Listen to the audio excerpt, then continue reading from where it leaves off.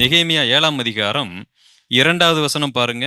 நான் என் சகோதரனாகிய ஆனானியையும் அநேகரை பார்க்கிலும் உண்மையுள்ளவனும் தேவனுக்கு பயந்தவனுமாயிருந்த அரண்மனை தலைவனாகிய அனனியாவையும் எருசலேமின் காவல் விசாரணைக்கு ஏற்படுத்தினேன். ஏன் அவருக்கு மட்டும் இந்த தகுதியான வார்த்தை, நல்ல கேரக்டர்னு இவருக்கு மட்டும் ஏன் சொல்றாரு? தன் சகோதரனுக்கு ஏன் சொல்லல? இந்த ஆனானி அப்படிங்கிறவரு நெகேமியாவினுடைய சகோதரன். வேற ஒரு ஆளா இருந்திருந்தா அவரையும் இவர் பாராட்டி சொல்லி இருப்பார். தன்னுடைய சகோதரனா இருக்கிறதுனால அதுல கூட கவனமா இருக்கிறாரு.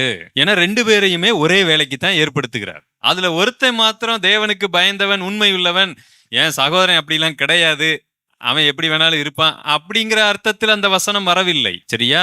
ஒருத்தர் மட்டும் தேவனுக்கு பயந்தவர் இல்ல, 2 பேருமே உண்மை உள்ளவர்கள் தான். ஏன் நெகேமியாவுக்கு இந்த எருசலேம் இப்படி இருக்குங்கிற விஷயத்தை கொண்டு வருகிறதே அவருடைய சகோதரன் தான். பாருங்க, நெகேமியா 1ஆம் அதிகாரம் 2வது வசனம் பாருங்க. என் சகோதரரில் ஒருவனாகிய ஆனானியும் வேற சில மனுஷரும் யூதாவிலிருந்து வந்தார்கள். அவர்களிடத்தில் நான் சிறையிருப்பில் மீண்டு தப்பின யூதரின் செய்தியையும் எருசலேமின் செய்தியையும் விசாரித்தேன். இதை விட முக்கியமான விஷயம் என்னன்னா, இந்த சகோதரர் ஆனானி, அதாவது நெகேமியாவின் சகோதரர் ஆனானி நெகேமியாவுக்கு கீழ்ப்படுகிறார். எந்த ஊர்லயாவது எந்த வீட்டுலயாவது அண்ணன் தம்பிக இப்படி நடந்து பார்த்திருக்கிறீங்களா? இருக்கிற பிரச்சனை எல்லாம் எங்க இருக்குன்னு தெரியுங்களா?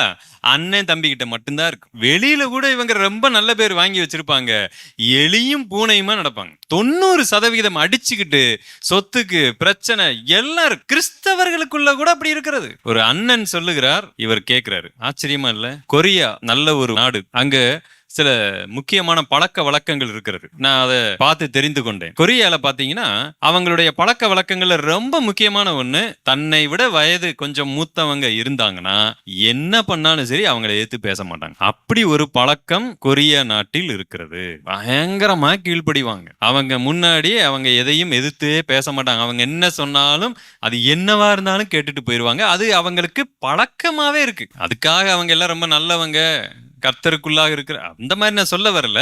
சில பழக்க வழக்கங்கள் ஆச்சரியப்படுத்துகிறது. ஆனா இன்னைக்கு 2 பேர் அண்ணன் தம்பியா இருக்கிறவங்க, நீங்க ரட்சிக்கப்பட்டு ஒரு குடும்பத்துல இருந்தா நீங்க சண்டை போட்டு கொண்டிருப்பீர்கள் என்று சொன்னால் உண்மையாகவே அங்கு சம்திங் ராங். நெகேமியாவுக்கு அவருடைய சகோதரன் கீழ்ப்படுகிறார்னா நெகேமியா எப்படிப்பட்ட வாழ்க்கை வாழ்ந்திருப்பார்? நெகேமியா தன் சகோதரனை நம்புகிறாருன்னா எப்படி இருந்திருக்கிறாங்க அவங்க வீட்டுல?